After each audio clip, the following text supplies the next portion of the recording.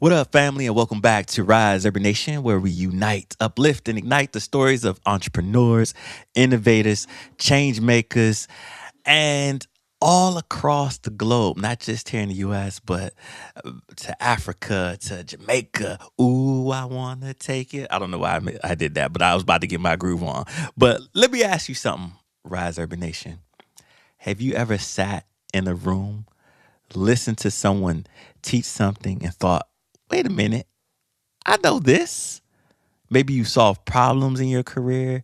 Maybe you've helped friends grow their businesses. Maybe you lived experience alone.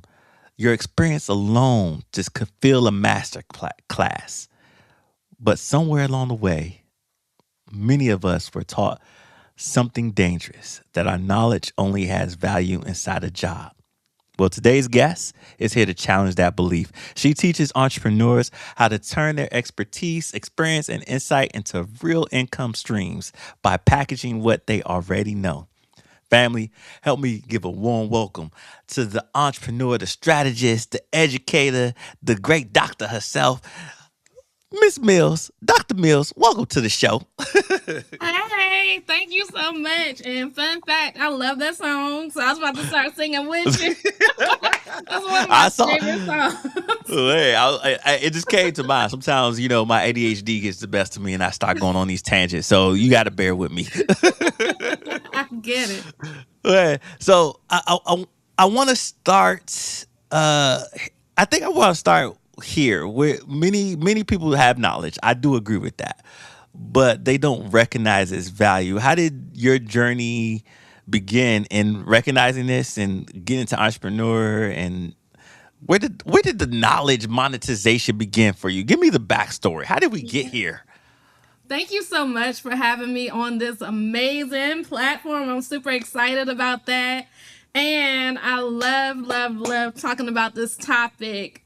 Academically, part of my training is in human resources. My actual master's degree is in human resources. So I studied human behaviors in that regard. And I've been an entrepreneur for this year, 17 years coming up in the fall.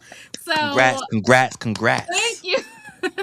And the fun fact about that is I never wanted to be an entrepreneur. I thought I would do what my parents and probably some of the people listening and viewing us today they would do, right? Their parents told them to Mhm. go to school and get a great job. So that's what I thought I was going to do. You heard that too, right? Yeah. And So the I think a lot of black parents are like that, and so if you don't know this about me, I'm Nigerian. Like my parents are Nigerian, so my Mhm. mom is black, my dad's Nigerian, and they both was preaching that. Nigerian parents are like, my friend, go to study your books. You are going to be a doctor, a lawyer, engineer, and then black parents tell you to go to school and do something Yeah. with yourself, do something with your Yeah. life. Absolutely. And so I did. I did the thing. I went from kindergarten to grad school. And so I got a job. The first job I got was amazing. It was a nonprofit organization. And like most nonprofit organizations, the grant for my position ran out. Once that happened, I went to where the money is. I thought so. I went to corporate America. And I actually ended up very ill. At the age of 30, I went to the sickness, honestly, of having to have three colonoscopies within 30 days, two within 24 hours. I had shingles and I went from a size 14 to a size 0, all because of stress. And so that is how my business started. I am now refining because I used to work with a different population of people, and I realized when I went back into employment after some time off that I need to talk to the people just like me.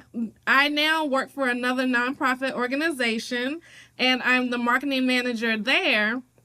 But I love to have multiple streams of income because you never know when your life is going to change. And just because I work for a company, that does not mean that my skill set has to be there when I leave at 5 o'clock, right? So, really taking the opportunity to talk to professionals and high achieving people and saying you can take your information with you and you need to. We don't know what's going to happen with the economy from day to day, so we have to be prepared.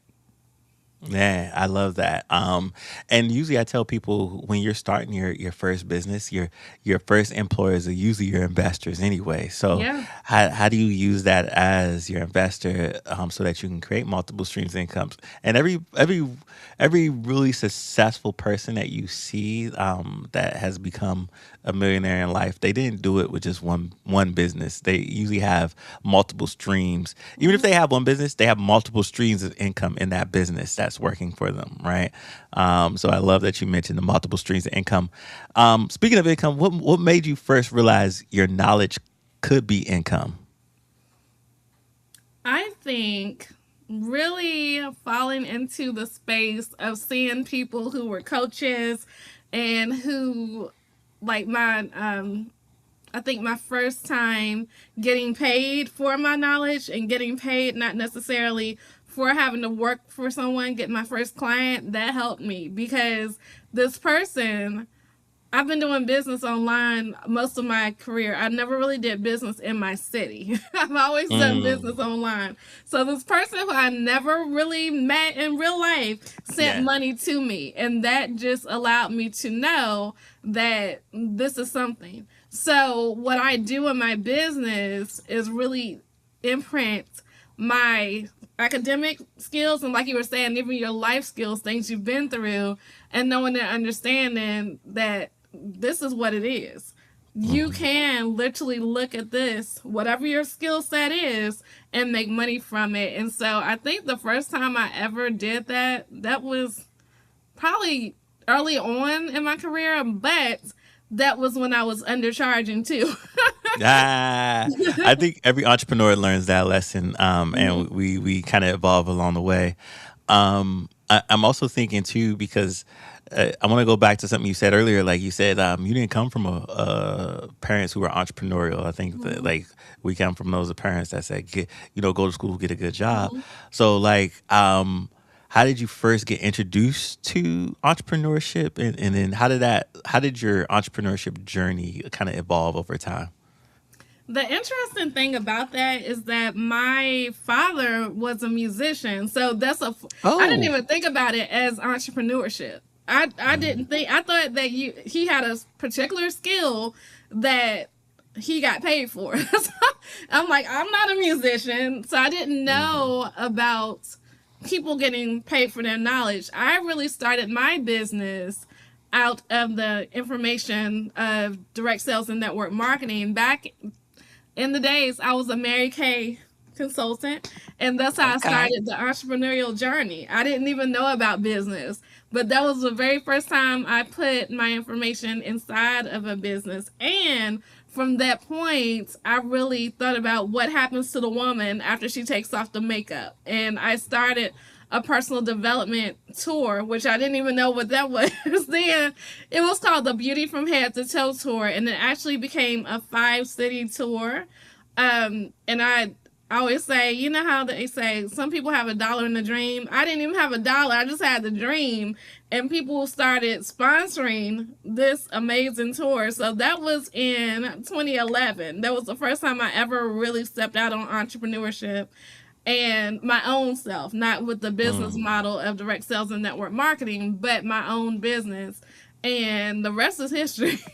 Yeah, yeah. So, like going through that, what would you say was the moment that shifted your thinking from, all right, instead of working for someone or working on in direct sales marketing, which is technically, it's my own business, but Mhm. it's like a franchise of somebody Yeah. else's business, for lack of better terms, to building income on your own expertise. When did you think that shift started to happen for you? Really, when I started seeing that people, again, that I didn't know, that just saw me on Facebook, they were sewing inside of my business. Like, I had a tour that was in Virginia and North Carolina and Georgia. Hmm. And it wasn't perfect by any means, It never but is. but people were traveling to come to this. They were traveling people I had never met except for at the event. I met them online, but I had never Right. met in person, and they sent their money. So Right. for But me, it that's was but see, that's when you know you got value, right? yeah, And so that's exactly. what I would say about that. Go ahead. Go ahead. Sorry, I didn't Exactly. mean to interrupt. No, you're fine. But exactly that is because I didn't even realize it. Now, all these years later, I realized like, oh, okay, but that was like God telling me to do that. That was not even me being so much knowledgeable, right, Hmm. myself to even know what I was doing. I didn't know. I was like, listen, we can get now. I know, how to get people inside of an event, how to fill an event, different things like that. But then I was like, okay, well, let's just go and let's rent this hotel. It was at a hotel, all the things. So we were doing big things at the beginning of the business. Yeah, yeah, and I think that's when you get your learning stripes as an entrepreneur, Hmm. because recognizing the value of what you know is one thing, but turning it into a business is something else entirely, right? Hmm. And you were able to do both of those things in that example. Um, I, I think where it gets tough for some entrepreneurs is once they get there, overcoming the barriers of like different hurdles. Because you said that wasn't by perfect by any means, and there's like some challenges that happen. Sometimes some of the challenges is overcoming the mindset barrier Yeah. all by itself. Let's talk Yeah. about that as a Woo. barrier for many entrepreneurs that they Yeah. face. And it's not just the business itself, but that mindset barrier. What is the biggest mental hurdle people face that you feel from the coaching you've done, the mentorship you've done, even the spaces you've been in? What some of those mental hurdles people face when trying to monetize their knowledge? I tell people all the time that making money is more mental than mechanical. Okay, preach on it. Say it. Mm. Making money is more mental than mechanical. I've been blessed to make six figures in my business in 2020 and 2021 in the midst of the pandemic. And I did that because like I had been doing business all those years prior. It took me to that time when the world was shut down, when everybody needed to know what I knew to make Hmm. the money. The thing about it, I think, is that now on the other side of that, I realize that literally you charge what your mindset allows you to charge. I made Hmm. six figures at that time, but the mind space for anyone is if I say I want to make six figures, seven figures, whatever, you can literally do that with one person. But a lot of times you can't charge that person that amount of money because they feel like they're not good enough or that they haven't put in whatever experience or whatever. They feel like they don't have it, whatever it is. So they can't say my coaching program is $100,000 to one person because that's the easiest way to do that. But when it comes to the opportunity to have your mindset, that is the whole thing. You have got to work on your personal development. And that's one Hmm. thing that I do credit the direct sales and network marketing industry because I learned so much of personal development, things I had never known. And I look at the world differently. And people you have to work on yourself. You have to change your mentality. So many people have money blocks when it comes Hmm. to making money. So they feel like they can't make it or they don't deserve it. It's a lot. It depends on the person. But I do think a lot of times, most of my clients are female. So I talk to them in the fact that men, it's easier for a man to wrap their mind around money. Why? Because most men will say, I had the greatest touchdown back in the Pee Wee leagues, and they're 40, 50 years old. But women, they can make money for the company last week and they won't tell you that because we are taught in a different way to be more Right. demure and quiet and all the things. And specifically, I'm sure you could agree with that even culturally that that is the truth. So Hmm. men are taught certain things to help them to bring the money together. I've been blessed to have all kinds of different hurdles financially that I told someone even today, I cannot afford to not charge somebody. I Yeah. can't Yeah. play these reindeer games. I have to charge people because it is a disservice to myself and to the person if I don't. Because we, a lot of times, want to give it all away, right? Specifically, people of faith, we want to give it all away. Yeah. But the bills come every month. So You can't. They're not giving nothing away. Yeah, yeah, and this is the common problem I see when especially in the Black community when we do entrepreneurship is that and this is a very high level generalization, people. Mhm. So don't come for me in the comments. I can see people coming for me now as I'm thinking how to weave through this conversation. Is like you either have one, people are undervaluing themselves Mhm. in a way, and they like giving away the game for free and like not charging their true value of what they're worth or don't have the confidence to. And then you have the overcharged people, right? Like you know, Broham on the block. He might got the best salmon on the Yeah. block, right? He seasoned that thing right, cook Yeah. it, he grill it. He got a little pop up shop over here, but he charging 50 $60 a Mhm. salmon and Mhm. and providing bad customer service, and Mhm. you like and not a good wholesome $60 experience, and you think that just because he got this good seasoning and a good cook that he could just charge whatever he want and do whatever he want. I'm like, Mhm. yo, you can't, you gotta, if you gonna charge those prices, you gotta come with the whole package, right? Absolutely. And so we got some people charging too little, some tired people charging way too much for the service, right? They're not Mhm. bringing the same level of service to Mhm. that charge point. And I think that's the struggle. What's that sweet in between? Because I think, I guess the question I propose to you: why do so many talented Black entrepreneurs undervalue their expertise? That's a deep question, and I think when it comes to Black people, we have to look at how I'm just gonna be real with what I think because that's the only way I know how to be. But I think we have to look back at how we came into this country, how we were Mm, undervalued as people in this country, how we first even arrived here, and how we were bought and sold over here. So I think that so many different things have been birthed inside of us in that regard. Then also, if we look at people, most Black people have been in America. I live in North Carolina, so definitely in the mm, Bible Belt, and we have been taught to give away our services. Like if you can do something, then you need to give it to the church, and the church don't pay. So we've been taught all these things. So when it comes to our businesses, then we're like, we don't want to rock the boat. So my thing is, we haven't been taught the laws of the land when it comes to being an entrepreneur because our counterparts have been. And different rooms that we're in, some people are not privy to the room, right? They don't know what the conversation is. Some people don't know what to charge, how to charge.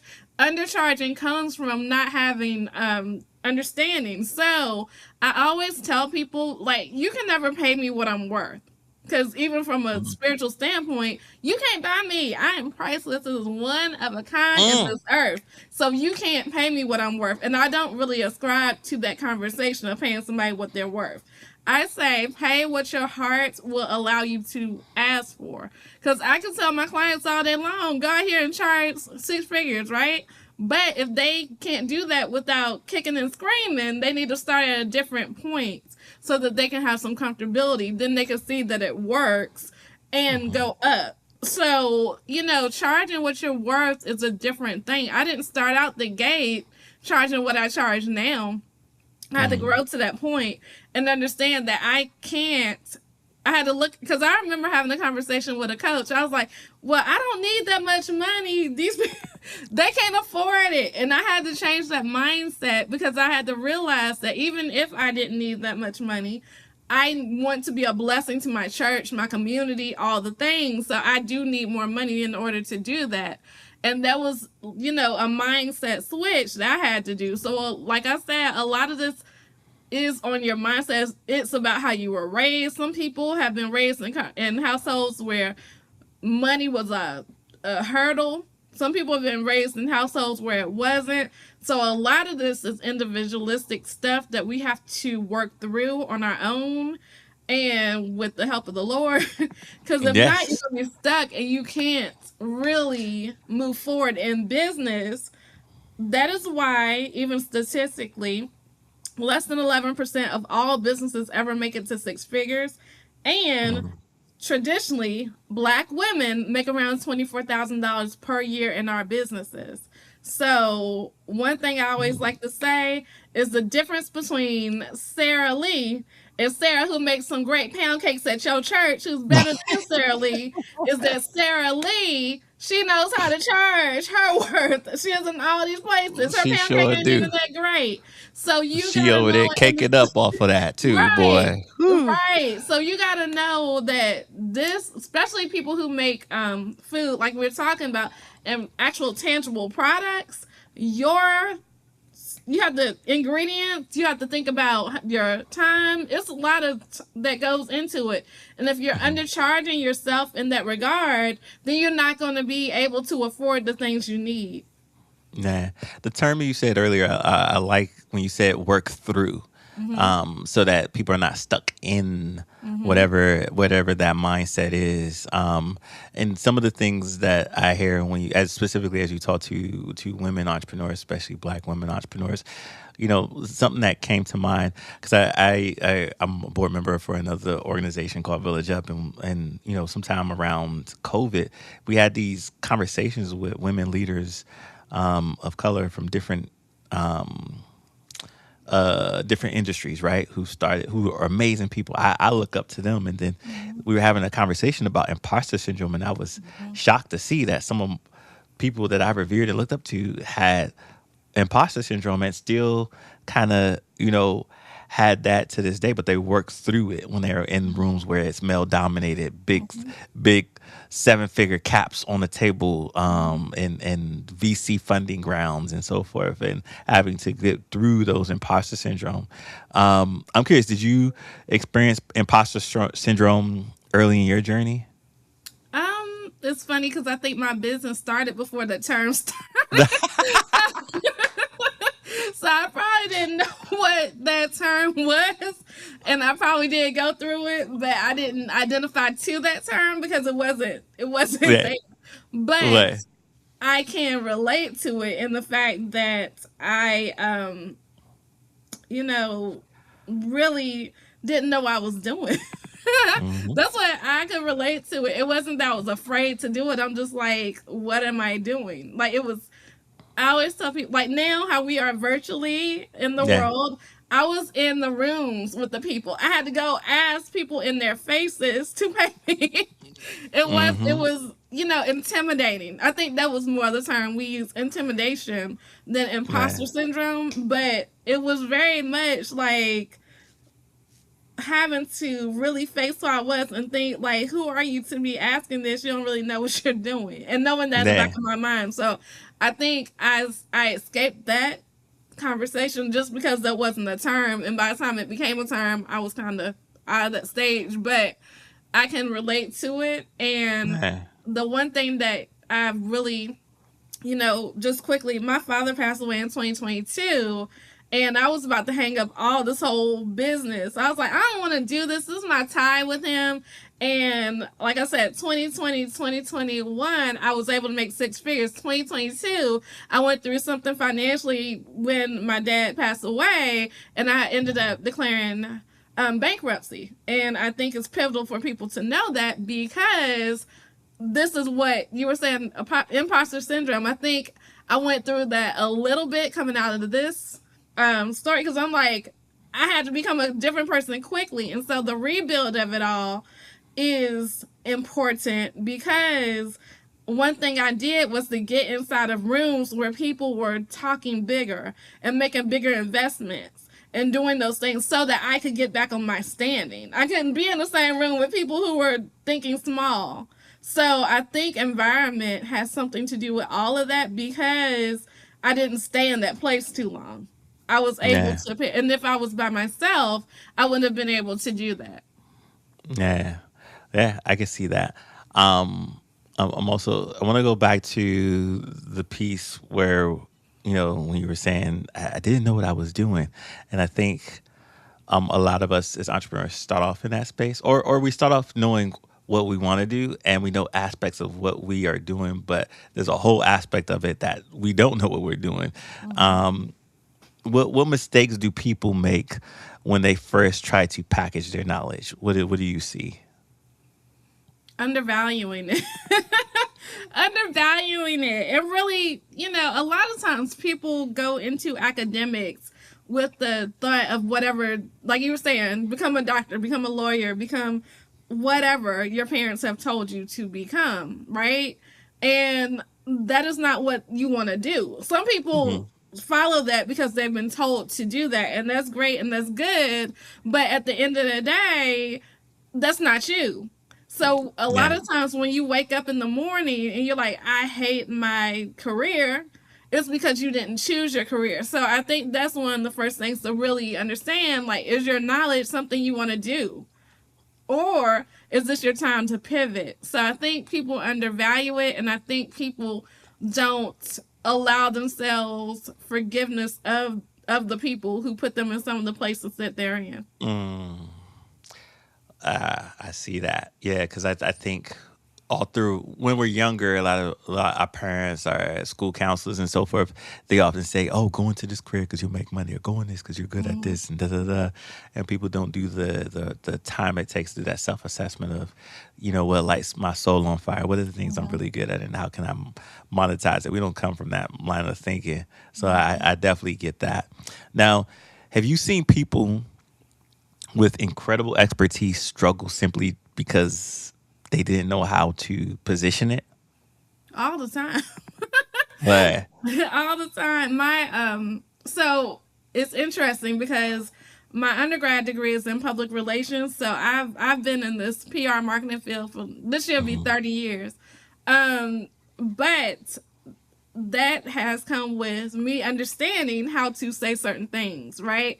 How to position certain information. Everybody doesn't come with that. So they don't know what to say. Sometimes it's very clunky. Sometimes people speak on and on and on and on and on about things. It's certain things that you have to know in order to project your expertise even more. So I think that they don't know how to position it sometimes, and that is a detriment. But I also believe that that could be a learned behavior. And mm, I didn't always know how to position myself as a businesswoman because I didn't identify as one.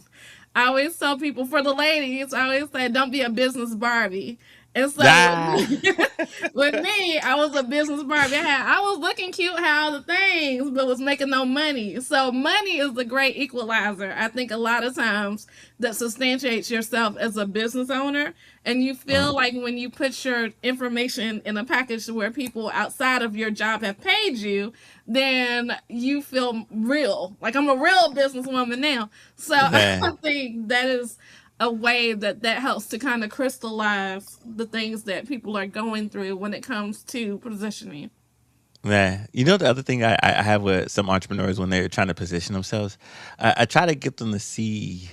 And I don't know if you do this or not too, but tell me what you do, like, or if you agree with this model. Like, I try to get them to say, hey, what do in whatever niche that you're in, what do people ask you for Mhm. advice on, or what do people you see constantly needing or coming to you for? Is that something you do? Absolutely. That's a great inventory list because sometimes people overlook those things because they come Hmm. easily, right? Hmm. One year, because a lot of people ask me how to do whatever line dance. They're like, how do you do this? And I love to dance. I'm always on the dance floor. But I'm like, let me go ahead and start charging people to teach them how to do this. And so that's something that has nothing to do necessarily with my academics or even my employability skills, but that's something I can learn and have money from. So I think you have to write an inventory of all the Hmm. things in order to get where you want to be. Yeah, I agree. I agree. And for everyone listening right now, think about something people consistently come to you for advice about. That might be your expertise. That may be line dancing. Hey, it's on two step, gone two step. And then once people recognize, that their knowledge has value, the next question becomes, how do you actually turn it into income, right? And this is where we kind of get practical about it. So here's what we do. Let's talk about some of the actual how someone actually transforms their expertise into a income stream. Like when you're going through this process, what are some of the simplest ways you say entrepreneurs can monetize knowledge? So I wrote a book called Click to She Cash. wrote a book, y'all. Tell them the book. Tell them the book. Bring the book in here. Tell them the book. So in this book, it has what I think are the 7 simplest ways of taking your knowledge and your expertise to increase your income. So it has things like creating an ebook, having a coaching program, Uh, having a membership, those type of things. And I really think that you have to look at your personality, your time, because some of the things are more time intensive.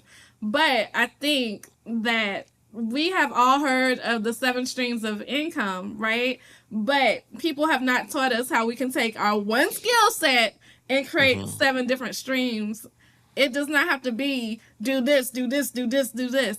All it has to be is I know how to do a thing, and this is the different ways in which I form it. So Mhm. normally when people start working with me, I do tell them to read the book first and then see if they need more help. Nah. Right. I like that. I like that. What's the name of the book so people can know and tell the people how to get this book? Click to cash. And if you know how to spell my first name right, you can go stevie.com. Uh-huh. Stevii. Just remember the I's in my name stand for increasing income. And don't worry, we'll give it again at end of the show. I just wanted to plug that real quick for Thank so you. this is gonna be on audio. But for those who watched the video, she showed it right in the screen, so you get to see a good visual of the book. Now you said like that there's several ways to do this through courses, coaching, digital products, workshops, and they all have different time consumption pieces. If I lost my job tomorrow, which one is the easiest one that I can put together that can start monetizing for me? What's the least passive resistance if I had to put a knowledge I always say thing together? coaching. Coaching. Coaching. Because you could do like a quick coaching session. You could get you a Stripe link, Cash App, whatever you. People ask me how do I accept money all the ways, get you a Cash App, get you a PayPal, get you a Venmo, whatever, Zelle, whatever, and Okay. just send that to that person Yeah. Could, and but get can on the they can phone. it but can they start a coaching business even if they don't have a big audience? Like can somebody Yeah, start? Yeah. you need one person. Okay, yeah, I guess so. Just one person. You need, All I right. mean, seriously, you need one person. It's so much easier. Oh my gosh. Now, like I said, I started, we had to go into the room. Now, Nah. what I would do, honestly, I would just go live and say, look, I'm Oh, looking for 5 people that I can have a fire starter coaching with, and I'm uh, going to coach you on how to play Monopoly and make real money. I don't know. I'm making something. wait, I know. Okay, all right. Look, I'll let you just use me as an example. So, I have a podcast, right? Mhm. I interview all sorts of business people from all over the world. I think let me see, what's people lately? People have been asking me how to start a podcast or get on podcasts. And so, can I turn that into a business? And what business would you recommend me to Absolutely. do? Absolutely. There's so many ways you can make money from that. You can how to start a podcast is probably one of the greatest things people And, ask. and hold on, let me put some things in there. I ain't got time to do no coaching because my schedule is busy. So, what would be the best path for me to help people? Do an ebook. An ebook? Yeah. All right. Especially now, ChatGPT. Put your expertise. Dude, we ain't trying to get to the bag. What you mean? Or like one of the People pay platforms. for ebooks these days. Yeah. People pay for it. Okay, all right. And guess what? You can also, whatever platform you use the podcast probably has an affiliate program. So Uh, you can just go do a live and tell people to click your affiliate link. uh, So, there are a whole lot of ways to make money. all right. Yeah, you right. You right. See, she opened up my world to new worlds now. So this is why you go to her. This is why she do what she do, y'all. Y'all Yeah. see it. Y'all see it. She just solved problems for me that I didn't even know I had until now. It's like, people have, listen, you said, will people pay for it? if you have the courage and confidence to sell it, they will pay for it. Why? Because they want your knowledge and information. So whatever modality you put it out there in, they're gonna buy Right. it. People are making money every day. I get Facts, excited. facts. Sorry. Hey, I appreciate it. I mean, this is what you want in a culture, somebody who knows their stuff. So the other thing that I got on my mind is visibility. How important is visibility in this process? A million, billion, trillion% important because, like we just said about the cakes, right? Like we just said, the thing about that is visibility. A lot of people know who the brand marketers are, who may not even be the best at what they do, but because they're out here getting to the visibility channels that are free visibility channels. Right now, they're not charging for you to go live on any of these platforms. They're not charging for you to post. It's so much easier now than it was Yeah. 17 years ago. I promise you. What I Man, would do, for real, what I would do is, if I was somebody who needed money tomorrow, for real, I would go on TikTok and start going live. Because you get monetized on TikTok. Share what you know, get paid, and get you a bag. I didn't even think of that. All right, yeah, I heard it first. Get live on TikTok, and then visibility is everything. You see, Sarah Lee, she on every block. She on every block in 7-Eleven. She in your local grocery store.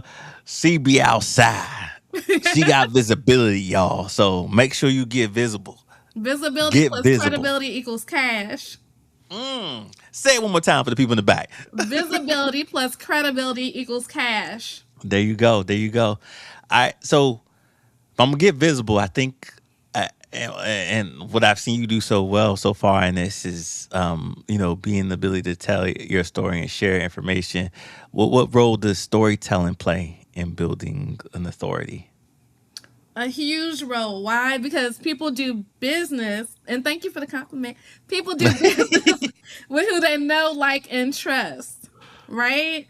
So the thing that happens is that everybody does the same thing. My very first book was called Cultivating Your It Factor. And Mhm. Cultivating Your It Factor talks about how to make a personal brand out of your skills, talents, and abilities.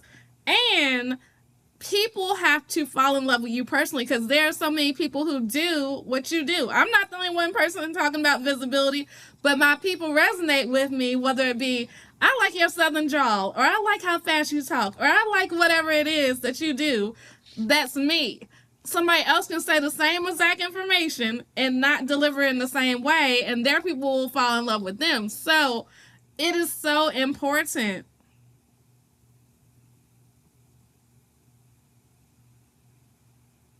It is so important. Go ahead. Oh no, I was just saying it's so important. Oh, I thought you was pausing for dramatic effect. I was like, "What's she about to say? What's she about to say next?"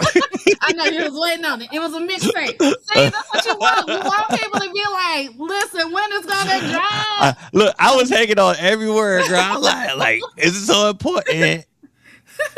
You was kind. You was important. I'm over here taking mental notes, but no, you're Listen, right. It is so important. Um, you gave me plenty of examples of you.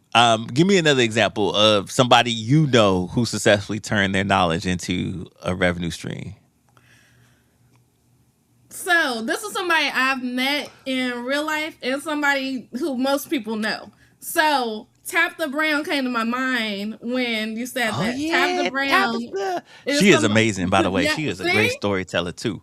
And I love the fact that she actually comes from around my area. She's not too far from Get me. out of Yeah, here. so from a very, very, very small town. So Okay. I was Facebook friends with her way before all this. So I love the fact that she actually has taken this and ran with it. And she did Mhm. it sitting in her car on TikTok eating a sandwich. And she actually took her information back to the storytelling thing. We now know all the stuff about her that we didn't know. And she still shows up every day. Mm-hmm. So, really being in the space of utilizing storytelling as a tool to go ahead and build this relationship with the people so that they will pay you. We feel like we Mm-hmm. know Auntie Tab in real life for everybody who's, even if you've never seen her, never met her, all the things, then Mm-hmm. you feel like you know her. Why? Because she has given us her. So that is what it is when it comes to this. So going back to storytelling, why I say it's so important is because it is. It is. People have to know you in order to trust you and do business with you. So Mm-hmm. differentiation is something where you can stand out. God has already given you everything you need to stand out from anybody else. So all you have to do is turn up the heat and the volume on that, put more of yourself in it, and then ask people to pay you. Yeah, that's so true because Auntie Tab do remind me of one of my aunties, and so I be feeling like I'm talking to her. I love when she coming. Hey y'all, Yeah, that was like, yes, Auntie. What, yeah, Auntie? yeah, yeah. So it is so true. All right, so I'm thinking about that Tabitha Brown story, and because ultimately, what we're teaching people is not just about money, it's about storytelling, it's about Mhm, ownership, it's about all of these things. I want to transition to a conversation around ownership, visibility, legacy.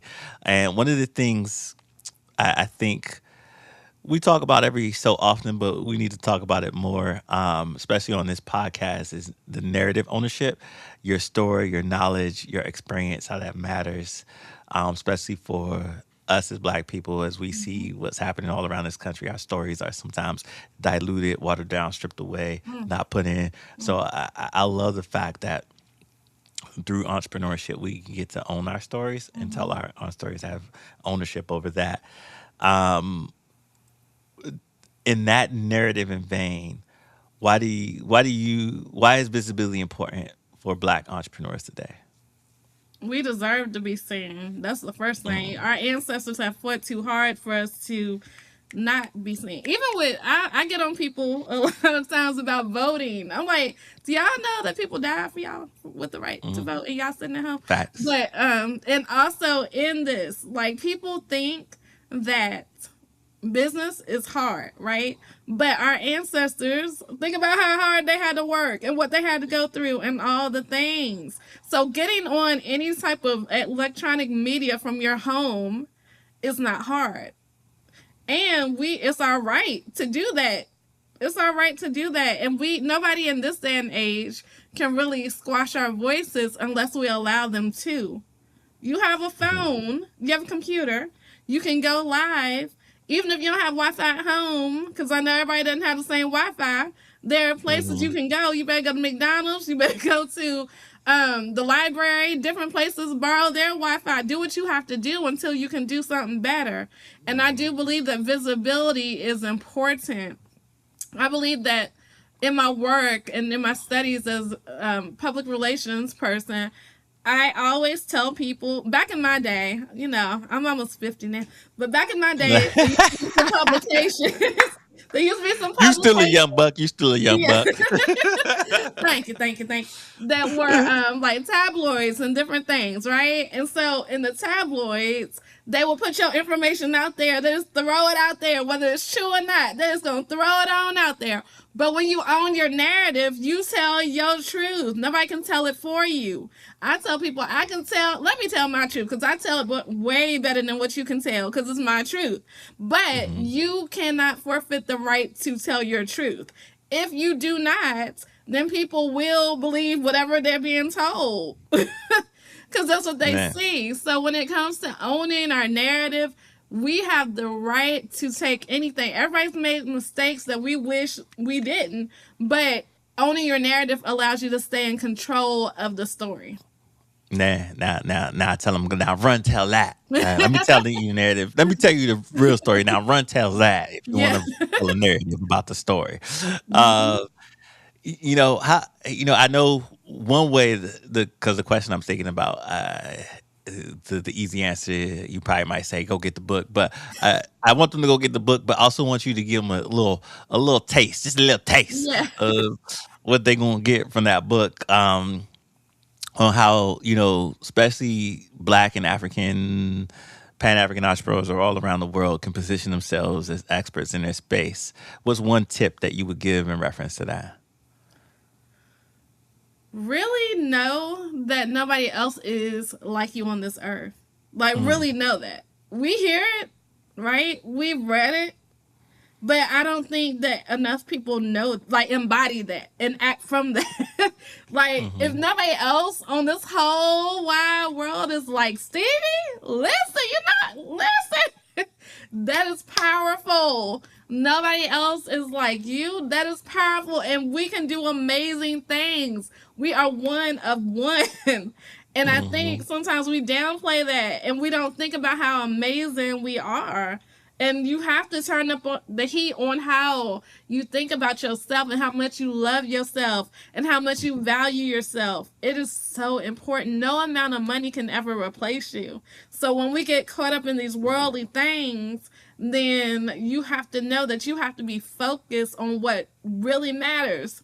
Because heaven and earth shall pass away, and all that will be here is what is here. So all the stuff doesn't even matter. It don't matter how much money you have in your bank account when you expire. So I talk about money because people need to hear about that. That's part of my work here on this earth. But at the end of the day, I know why this whole thing matters, and it is to use my voice, use my testimony, use my story, and that's the same for you. None of the things that you ever went through is for just because. So utilize that as the tool as it is. God has positioned you on this earth to tell somebody who will listen to the sound of your voice in a way that only they can clearly resonate with and will be activated into action from. mm. Man, she over here preaching the word today, y'all. You can't. Amen from the congregation, because you over here, you spitting a whole lot of gems, facts, knowledge, and the Amen. gospel. So I appreciate this. What advice, since you still preaching the gospel, what advice would you give someone who has knowledge but feels hesitant to share it publicly? Ooh. In Pennsylvania It Factory, I say, listen, I might step on some toes about this. I don't mean to. I love y'all. But if you do that, you are selfish. Mm, If you do that, you are selfish. If you are the key to unlock someone's life, you are the thing that may keep them alive. You are the thing that will keep them in the position that God has for them to go into. Because there are people who are custom design assigned to you, and you're a custom design assigned to other people. And if you do not move because of your fear, then you are selfish. And I don't want that blood on my hands. mm. So to all my listeners, don't be selfish, be selfless, Yes. and you will reap the rewards and treasures that you desire and you will find through that Amen. selflessness. So if you have the experience, come share that knowledge.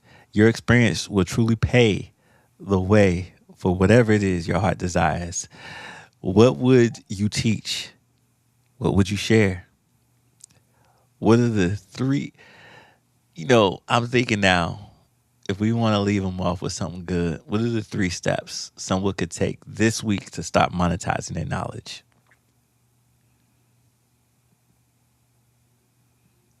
Get a why that will make you cry. That's the first thing. Because if not, you're not going to be able She to go. said, "Get a why that'll make you cry."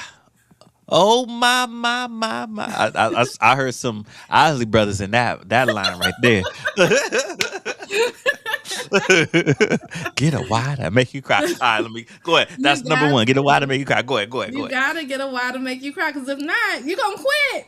Every day up in here is not butterflies and rainbow, baby. You gotta stay committed to the process. Find the simplest thing for you to do. Simple. We keep things simple around here. The simplest thing you can do. And the third thing is ask 5 people to invest in you. Just 5. And we'll call them your top 5. That's your top Yes. 5. Man, Dr. Mills, this conversation has been so powerful. And it just reminds me, or I should say, it reminds us that so many people are already sitting on valuable knowledge. They just have to realize it, and or they haven't realized it yet, right? And Mm-hmm. they need to actuate that. Before we close, where can listeners connect with you, learn more about your work, get this book? Tell the people where to go. Tell the people where to go. I am so excited. Thank you so much for this time together. One thing I do want to say is that a lot of people are sitting on gold mines starving to death. And so we can't do that no more, y'all. We can't do that anymore. I would love to absolutely connect with you all. And in fact, I have a free gift for you. It is my Visibility Plus Credibility Equals Cash Masterclass. And it's about 15 minutes long, but I promise you it will bless and change your life. And the way you get that is to go to stevii.com, stevie.com. And again, the I's in my name stand for increasing income. Increasing income. That's what the I stand for. So if you listening to this, make sure you go to the website. Now I'm gonna get the information. I'm gonna put the website in the links in the show notes below. So you ain't got no excuse. Don't do it while you're driving now. I want you swerve and Stay safe. crash. Though be safe. Be safe now. And family, if something so sparked an idea for you, don't keep that idea in your notebook. Act on it. Subscribe to this podcast, share this episode with somebody who needs it, and start recognizing the value of what you already know. It's already inside you. It's already there. You just gotta share it with the world. Because here at Rise Urban Nation, your story matters, your experience matters, and your knowledge deserves to pay you. So make sure you take advantage of this. Next week, we're back with another entrepreneur sharing how they turned purpose into power. Until then, unite, uplift, ignite. Peace.